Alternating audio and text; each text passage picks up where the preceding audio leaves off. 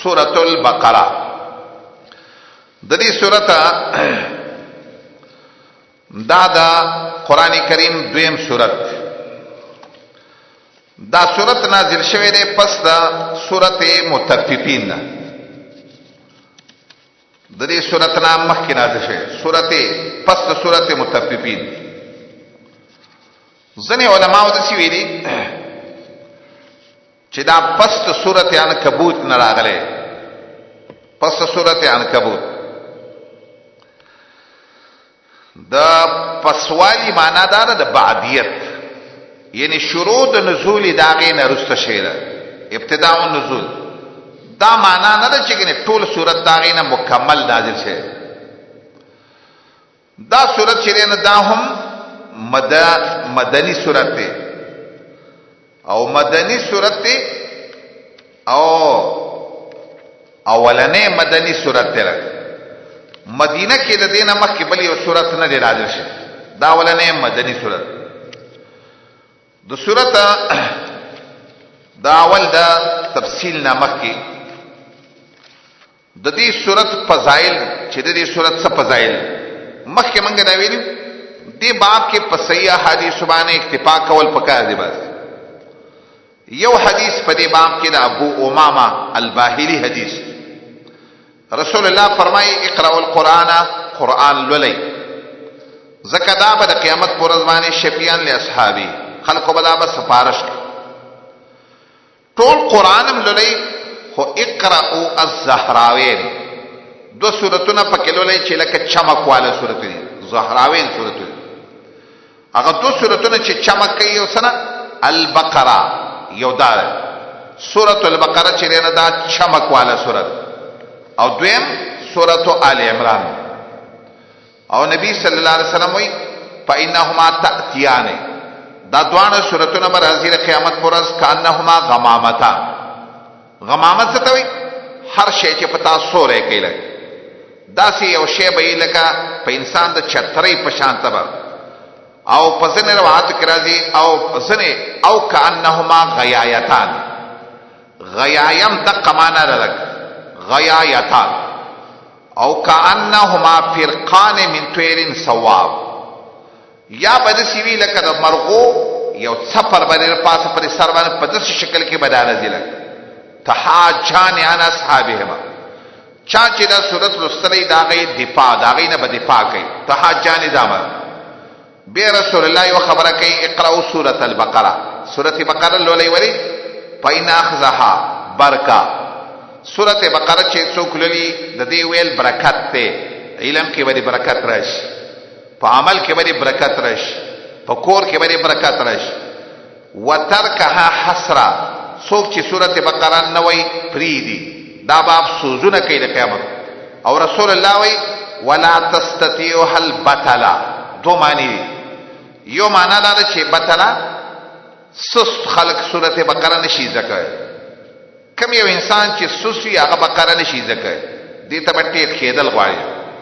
د څه باندې چې خوب راغلی او د څه باندې چې ستړی شو، بتلا او کار نه دی دا.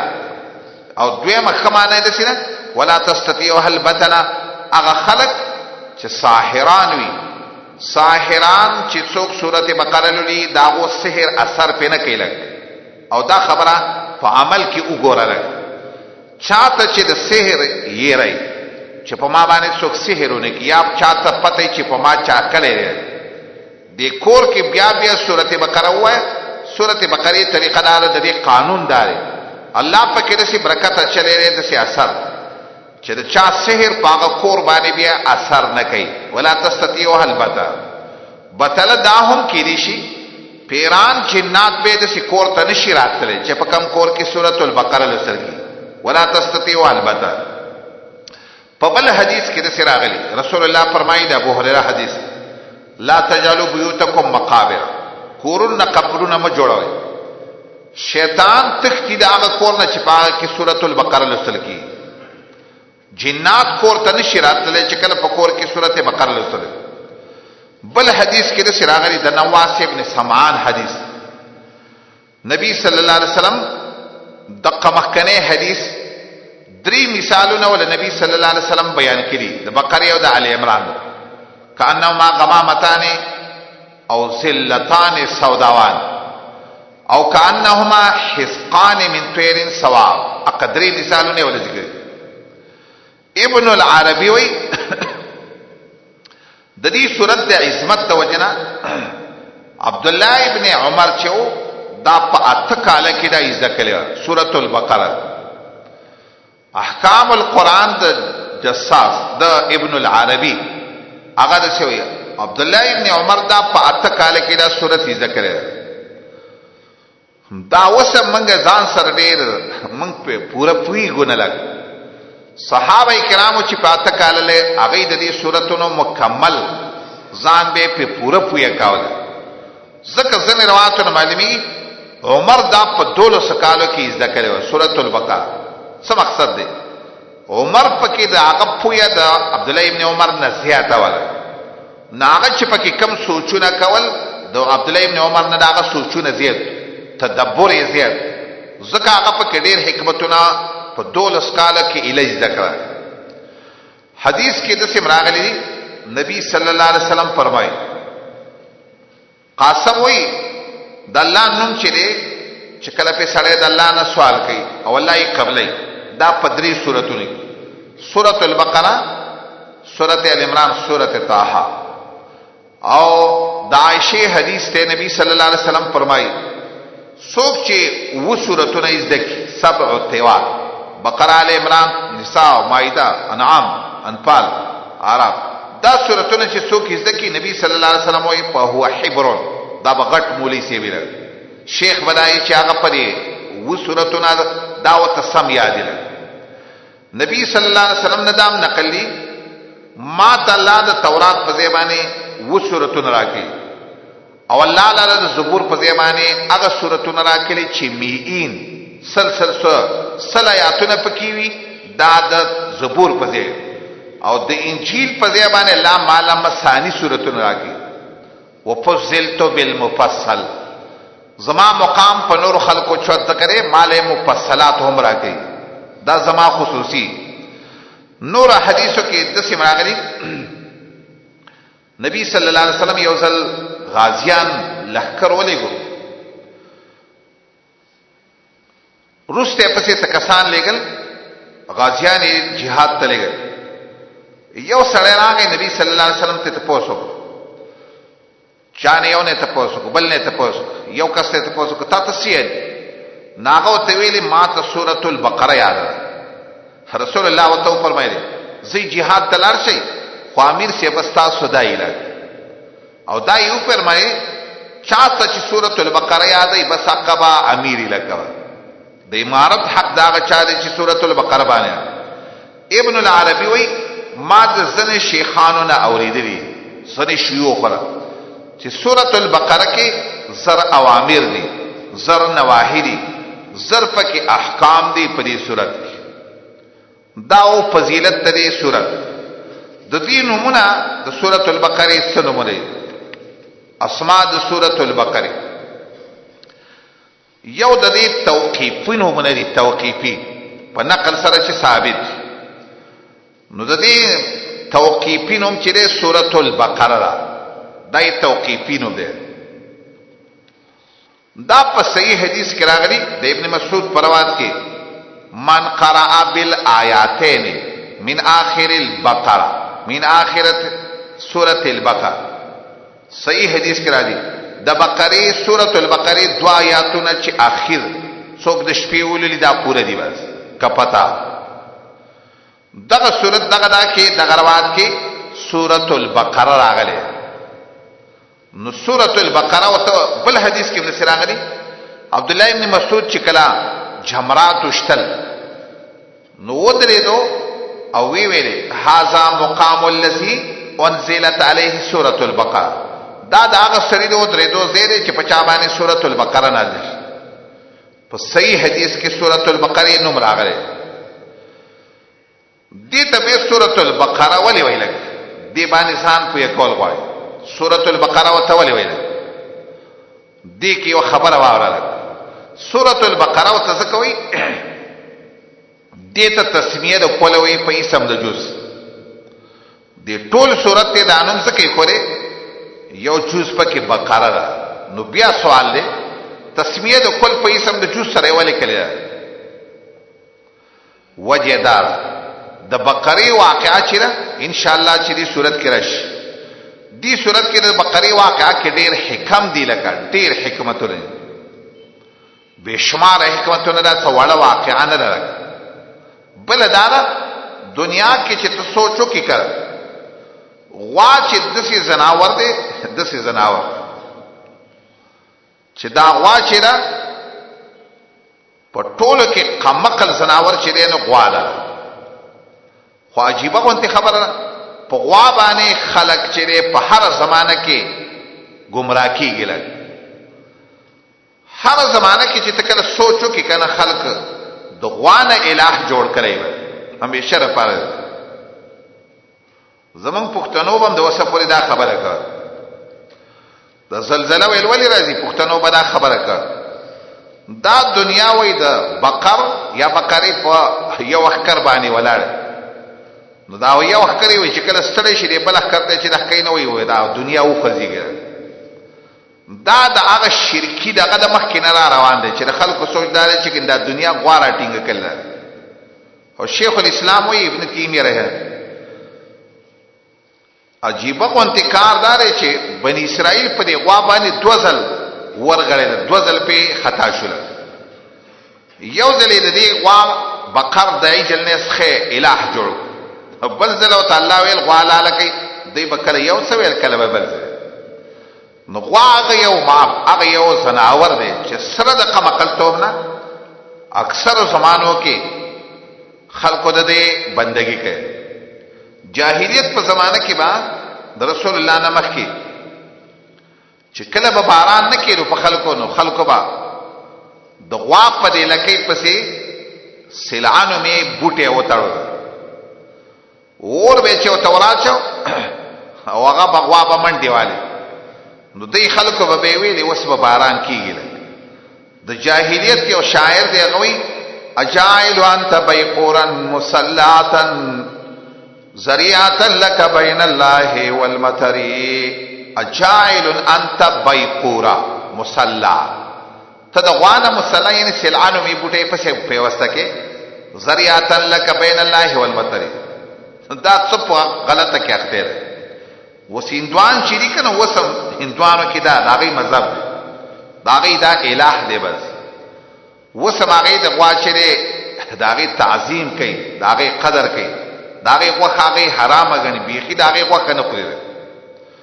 نو الله د دې ته چې نبی سورۃ البقره ویل کړه اسی او تنویل صرف حجاج ابن یوسف چې هغه ویل سورۃ البقره او تموي سورۃ التي تذكر فيها البقره د سینوم معنا هغه سورۃ چې داغي کې د بقره باس ته خدا قول غلط ته چې کله په صحیح حدیثو کې د بقره نوم راغلی سورۃ البقره نو د حجاج خبر لپاره باب کې څه اعتبار نشته. دویم نو مې د سورۃ الزهرا وای زهرا سورۃ هغه سورۃ چې هغه پلقیدون کې سورۃ چمک والا سورۃ. دا حدیث منګه مخکې و نبی صلی الله علیه وسلم وای اقرأوا الزهراوین زهراوین سورتونه وای البقره وآل عمران. دې ته زهراوین ولي وای منیرتان مزیعتان چمک والا سورتونه نه پړق والا. قرطبی وی زهراوین او تولی وی زکا نیرتان سمرنا کله. او دوی موجه وی دسینا د دې په لستلو باندې د قیامت پر ورځ باندې انسان ته نور تام حاصلې پورا رڼا په دې باندې حاصلې. او دې کې یو غټه درنا مسله پکې ده په دې صورت کې لګرو سره روان دي ان شاء الله. اسم اعظم والا آیاتونه پکې دي و الہکم الہ واحد لا اله الا هو الرحمن الرحیم. او بل یو د اسم اعظم والا آیاتم پکې دي الله لا اله الا هو الحي القيوم. زکوت زهرا سورۃ وای چمک والا سورۃ. دا ټول مونږ چې دین دیتا اسماء توقیفیه ویل او یو دی اسماء اجتهادیه. دیتا اجتهادی اونم چې سنام القرآن وای، سنام القرآن بالسین. سنام څه ته وای؟ خوب ته. دا نوم چې البصائر لذوی التمیز آلوسی او دارنګه نور علماء هم دا ذکر کړي سنام القرآن. هغه دا د سند دلیل نسی. یو حدیث کې راغلی د عبد الله ابن مسعود حدیث، رسول الله فرمایي لكل شيء سنام، د هر شی یو قوبي. سنام د اوخ قوب ته ویا د غوی قوب ته. وسنام القرآن سورة البقره، د قرآن چوت مضمون والا سورت چې دا سورة البقره ده. او شیطان وزید هغه کورنا چې په کوم سورت کې کوم کور کې سورة البقره لوستل کی. دغه حدیث کې خو سید اعلی چې دای وصف دی، دای نوم نه دی لګ، دای صفت دی لګ. سورة البقره سنام القرآن دی، سمانه چوت مضمون والا سورت دی لګ.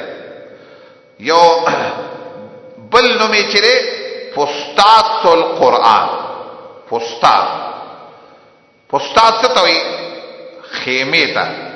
هغه خیمې ته وایي چې د هغې د لاندې غټ لښکر جمع کي، هغې ته فستات وایي. فستات القرآن دا د سره دا نوم راایستل شوی دی. ابو سعید رضی الله عنه وایي چې رسول الله فرمایي هغه سورت چې د بقرې باس پکې دی فستات القرآن. دا فستات القرآن د دې زکول برکت ته او پرې خودلې حسرت. د یو بل د خالد ابن میدان تابعین د سینه کړلی، هغه هم د سورۃ البقره ته فستات القرآن. دې ته فستات القرآن ولې وایي؟ دی وجه سره لګ وجه دانا دې ته فستات ځکه وایي. فستات هغه خیمې ته وایي چې د هغې د لاندې د لښکر غټه حصه لاندې کېږي لږ. او سورة البقره فستات ذکر د قرآن غټ احکام، ډیر شي احکام دا د دې سورة البقره د لاندې راځي لږ. ابن العربي قول ما مخکې په ذکر زر اوامر ته معلومي، زر نواهی ته معلومي، زر حکمتونه پکې دي، زر اخبار پکې دي. دا پر یو سورۃ البقره کې دومره لوی مقام پکې ځکه وتا فستات القرآن. خو اسماء کتاب نوم دی اسماء سور القرآن، په دې نوم باندې یو کتاب. هغه وایي چې صحیح قول دا چې دا صفت دی، دا اسم نه دی لګ. نوم یې چې دی صرف هغه دوه نومونه دي، سورۃ البقره یا سورۃ الزهرا، دا یې نوم دی لګ. د دې صورت یو خو د مخکې سره ربط پکار دی چې د مخکې صورت سره یې څه ربط دی. مخکې ما دا خبره کړې وه، ربط یې چې دی بس مختصر واوره، دا تفصیل دی د سورة البقرې د فاتحې دپاره. بس دا یو ټکی بس په لنډو الفاظو باندې سورة البقره تفصیل دی د سورة الفاتحې دپاره. یا داسې وایه یا تشریح ده د سورۃ الفاتحه لپاره، یا د سیوا تتمه ده او تکمیل دی د سورۃ البقره فاتحه لپاره. کزان د پوی لپاره تفصیل کې لکه د سیوا الحمدلله صفات د کمال الله دی. نو دې سورۃ بقره کې ول الله صفاتونه د کمال تواوي، ډیر شي صفاتونه. الذي خلقکم دا د الله صفات د کمال دی که. نو دارنګه انزل قران را لګره د صفات د کمال. نو دارنګه په دې صورت کې چې الہکم الہ واحد، نو په دې صورت کې رسېږي الله لا اله الا هو الحي القيوم. نو په دې صورت کې لله ما فی اسماء الحسنا په کې رسېږي واوي. یو سورۃ البقره کې فاتحه کې ویل رب العالمین. نو دې صورت کې وایي یا ایها الناس اعبدوا ربکم الذی خلقکم، تاسو پیدا کړی وي ولذین، او به وایي باران کوي زمکه نه شینکی را پورته کوي. او دا د دې د ازدواج د وجنه بوټي را ده کوي. او کیف تکفرون د الله ربوبیت په تفصیل سره. بنی اسماعیل څنګه داغه تربیت کړو، د بنی اسرائیل تربیت پکې هوا رب العالمین دی. نو سورته فاتحه کې ویل رحمان الرحیم دی، دلته رحمانیت د الله په بنی اسرائیل او په بنی اسماعیل سو غټ رحمتونه کوي. سورته فاتحه کې ویل مالک یوم الدین الله واقدار د ورځې د جزا ده. دلته وی من ذا الذی یشفع عنده الا باذنه دا هغه ورځې. او دلته وی واتقوا یوما دا هغه ورځې نه ویریږي. واتقوا یوما لا تجزی نفس عن نفس شیئا دا سی ورځ د چې د هغې واک صرف د یو الله سره څوک دې نشي خلاصولی. نو دا مالک یوم الدین د الله مالکیت د هغه ورځې تفصیل دی. په مخکې صورت کې ویلې فاتحه کې وی ایاک نعبدو دلته امر دی یا ایها الناس اعبدوا عبادت الله وکي کا. بیا به وی کیف تکفرون د الله عبادت نه تولی انکار. او دې صورت کې به بنی اسرائیل ته یا بنی اسرائیل اذکروا د الله بندگی وکي ولی د الله بندگی نه انکار کوي. مخکې ویلې یا کنستعين اے خلقو یا کنستعين دلته وی واستعینوا بالصبر والصلاه د مدد مسله د استعانت مسله په تفصیل ذکر. مخکې صورت کې ویلې اهدنا الصراط المستقیم سملار د نغواړو دلته وی ذالک الکتاب د سملار ذکر. مخکې وی الذین انعمت علیهم داغه خلق لار پکاره چې تا په احسان کوي. احسان 50 شوی په دې صورت کې ډیرو نبیانو باس ابراهیم علیه السلام باس پکې د آدم علیه السلام باس پکې د اسماعیل علیه السلام باس پکې د اسحاق علیه السلام باس پکې دې ټولو تسوی دي تمنعم علیهم وکړه. فإن آمنوا بمثل ما آمنتم به د صحابه باس پکې دا ټول منعم. نو غیر المغضوب د غضب والا باس پکې دی چې يهوديان تفصیل سره او د ظالمینو باس پکې دی په تفصیل سره. ان الذين آمنوا والذين هادوا والنصارى والصابئين دا سورت د سورۃ الفاتحه مخکې ما یو خبره وکړه دا د ټول قران د سورۃ الفاتحه د پاره تفصیل دی. هغه اجمال دی هغه ام القرآن دی او دا ټول قران دا هغه د پاره تفصیل دی. د دې سورۃ موضوع صدلک موضوع د دې سورۃ کې یو زمنګ د شيوخ رائے ده. زمنګ شيوخ په دې باب کې وایي د دې سورۃ سلور موضوعګانې او سلور کرتی ذکر. یو موضوع د دې سورۃ چې دا توحید دی. کوم ځای کې ذکر شي؟ یو ځای کې وایي یو اجتماعات یا ایها الناس اعبدوا یو. دویم ځل یو سل درش په اعتماد کې وایي و الہکم الہ واحد. دریم ځل وایي 255 سماعت الله لا اله الا هو الحي القيوم. بیا څلورم ځل وایي 200 اتیامات کې لله ما فی السماء یو توحید.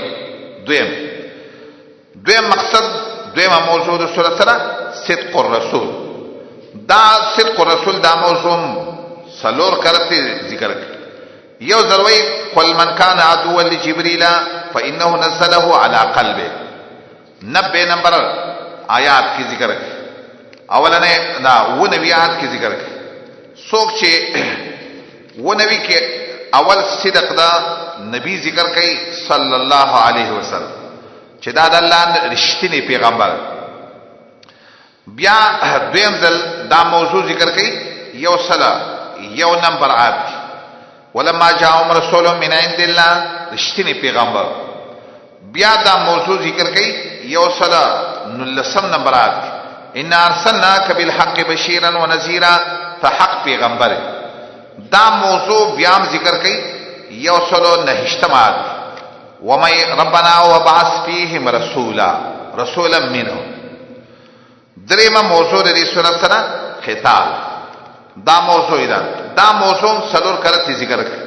یو ځل ذکر کوي یو سل نبیات التوی وقاتلوا فی سبیل الله وجنگ قتال وک. بیا دا موضوع دویم کرتی ذکر کوي 200 سلور سولختم نمبرات کې دویم ځل دا موضوع ذکر کوي وجنگی د الله د دین د غالب کېدو لپاره. وقاتلوا فی سبیل الله وعلم ان الله سمیع علیم. دریم ځل دا موضوع ذکر کوي مسله د قتال. دریم ځل ذکر کوي دا سلورم ځل 251 کا ځل ذکر 251 ولولا ذکر الله الناس بعضهم ببعض لفسدت الارض. او دعوت انفاق هم پکې سلور کرته دا دو سوا سلور پنځوس سمات کې یا ایها الناس یا ایها الذین آمنوا انفقوا یو ځل دلته ذکر بیا په دو سوا یو شپږمات کې وي منزل الذی مثل الذین ينفقون مثل الذین ينفقون اموالهم بیا دریم کرتی ذکر کئی دو سوا وش پیتم نمبر آیات بیا ترغیب ورکی یا ایو الذین آمنوا انفقوا بیا سلورم کرتی ذکر کئی دو سوا سلور او یم نمبر آیات الذین ينفقون اموالهم باللیل والنهار سرا وعلانیہ دا دعوی سلور کرتی دا سلور دعوی دی او سلور کرتی ذکر کئی لگی ځنې اهل علم داسې وایي چې موضوع د قرآن سره د دې سورة البقره الایمان د ایمان باس دی په دې صورت کې د ایمان خبره ذکر کوي تفصیلا د ایمان باس دی په دې کې دې صورت کې د ایمان دا خبره بیا بیا راځي بیا بیا ایمان مسله د ایمان مسله دویم قول پکې دا دی صاحب اللباب وی لباب والا هغه وی مقصود د صورت سره اقامت الدلیل علی ان الكتاب هدى يتبع في كل ما قال مقصود د قران د دې صورت سره صدق د قران دی ویل دای موضوع ده قران دا خبره معنی چې ویلي بس پدې پسې بځه نو پارا خبرو کې اولنې خبره د ایمان دا الذين يؤمنون بالغیب او مدار د ایمان چې دی هغه په بالبعث د بعث خبره ده چې سورته بقره پوره وضاحت کوي او بیا دا ایمان پوره وضاحت چې دی ابراهيم عليه السلام د ایمان د پاره الله را لګي داغه پاس دې طریقه باندې حاصل چیرې نو حاصل دار د بیقای راي د سینا نظم الدرر اولنې جز کې وای 55 صفحه چې د دې صورت موضوع سره موضوع چیرې نه صدق د قران دی بحث صورت دا یو اجتهاد دی یو فهم دی چې د چا ذهن ته کم راځي لای د دې لاندې خلاصہ حاصل وایو بس دا حاصل یو کتاب دی نومې دی اهداف کل سوره دا عرب علماء لیکلي هغه د دې سورۃ خلاصه ده څه وی بیان د صدق القرآن دی اول د دې سورۃ ټوله خلاصه صدق القرآن دی یو دعوت حق دی دوا د قرآن مخې ته د خلکو درې قسمه دي لګ څوک ولا معنی یو څوک ولا نه معنی دوا څوک د سه مذبذب دي لګ بیا دې صورت چې دال کتاب او خاص کر د يهودو تفصیل کړي او داغي سره مناقشات دي ډېر تفصیلا مؤمنان الله خبر کړي د دې په خباستونو د دې په مکرونو بیا دا خبر دا درېمه خبره را سلورم د سورۃ رستنی حصہ چنا تشریع احکام تشریعیه دي د سورۃ رستنی حصہ احکام تشریعیه او قرآن سورت کې د قصاص او د صوم او د حج او د عمره د جهاد او د قواق مد کور چې کوم احکام دي دای په تفصیل سره انفاق مسلې په کې ذکر کې دا ټول تشریع لګ شریعت د سود د بیع دا مسلې اخر د صورت چې د مؤمنانو ته ترغیب ورکړي د توبې او د انابت الی الله او د تضرع الی الله کو څوک د سی وی چې زه لاند او خلاص پنځه خبرې شوې په دې صورت کې بعد پنځه خبرې اولنې خبره زین کې کېدا صدق د قران او د قران دعوت چې دا حق دی دا یو خبره دویمه خبره د خلقو اقسام د قران مخې تدریری دوه خبره دریمه خبره د اهل کتابو تفصیلی باس داغه خباستونه او داغه عقیده او مؤمنان الله بچی د دې د خباستونو نه چې ورته درېمه خبر ده سلورمه خبره صورت کې رست احکام تشریعیه دي، بس ټول احکام تشریعیه. او پنځمه خبره د صورت باخر کې ترغیب دی ایمان تا او توبې تا او ذکر دعا دی په اخر صورت. دې باب کې یو بل طریقه باندې خلاصه واورس څنګه هغه سیوا چې دې صورت کې اته خبرې کوم دي؟ اته. اول مقصد د قرآن، یو خبره مقصد د قرآن سره د بیان د مقصد د قرآن نه چې څوک یا ایها الناس عبد، یو خبره قرآن چې دې زده کو مقصد د قرآن دی او پیژنو خلیفہ ضرور دی. نو دویمه خبره به د خلافت کېله. وَإِذْ قَالَ رَبُّكَ لِلْمَلَائِكَةِ، دې ته وایي خلیفہ پکار دی چې مقصد د قرآن په ټوله دنیا کې او چلیږي. د خلیفہ بسوک حقدار وي، څه صفاتونه د خلیفہ پکار او د خلیفہ حق سره دا به ذکر کی. نو دریمه خبره بدای بنی اسرائیل چې هغه خلیفګانو د ځمکې دا غي ذکر به وکيو، اسباب د بقا د خلافت او اوامر او نواهی دي، او اته نعمتونه به ذکر کی په بنی اسرائیلو. پینځم با هغه اسباب ذکر کی چې په کوم باندې خلافت دا غي نه زایل شي، چې دا تقریبا 500 پورې خبائث دي، تفصیلی خبائث. بیا با شپږم خبرات د مؤمنانو ته چې د پلان نکاح تقلید مکوي په احکامو کې او په تحلیل او تحریم دا د خلافت شرعیه سره خلاف دي. وم با نظام د خلافت ذکر کی هو. خلافت څه ته وایي؟ تهذیب النفوس، اجرا د احکامو نفسانی سیاسیو د اموالو د نفسونو احکام د خلافت فریضه به ذکر کی، اجرا والقتال سره د امور د تدبیر المنزل.